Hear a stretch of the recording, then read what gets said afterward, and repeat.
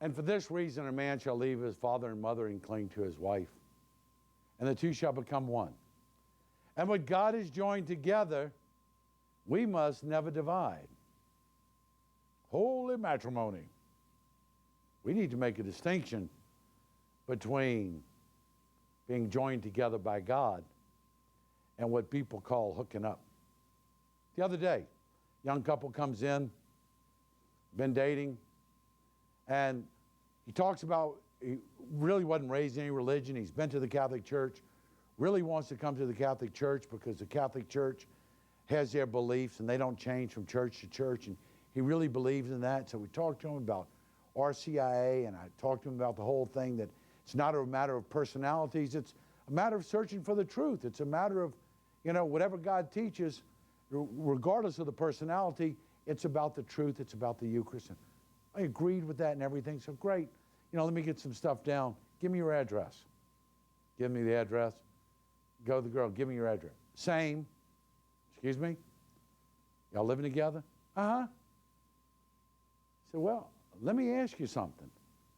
Since you're searching for the truth, how do you reconcile the truth to how you're living and what God teaches?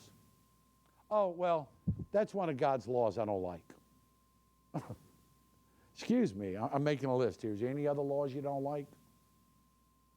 And then, I sat down with them.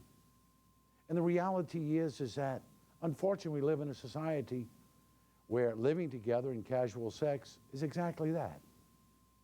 No ties, no commitment, we're just hooking up.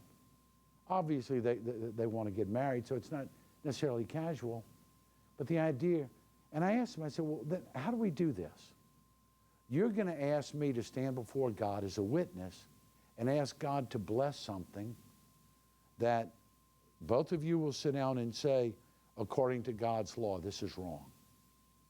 It's His law. Whether you agree with it or not, it's His law.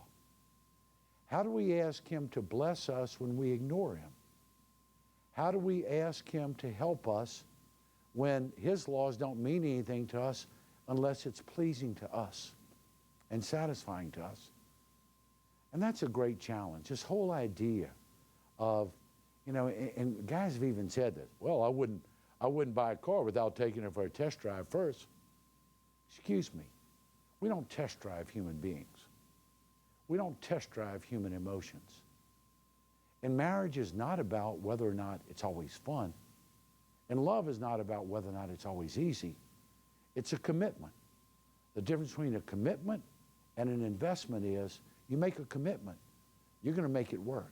An investment, you're only there as long as the returns are exactly what you want.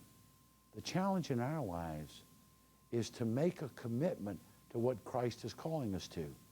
And using people for our own pleasure and bringing children into the world who don't have the benefit of parents being with them and loving them, it's contrary to God's law. He's very clear. Those are not the things that we simply pick and choose.